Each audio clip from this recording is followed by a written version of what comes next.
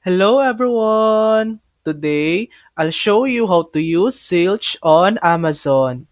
First, open the Amazon website on your browser and log in, or sign up if you don't already have an account.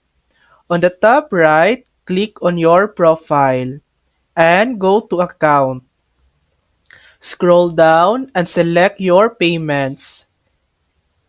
Click Add a payment method and choose Add a credit or debit card. Enter your Zilch card details like card number, name on card, expiration date, and CVV. And that's it. You've successfully added Zilch to your Amazon account and you can now use it at checkout. Thanks for watching! If this video helped you, please like and subscribe for more helpful tutorials.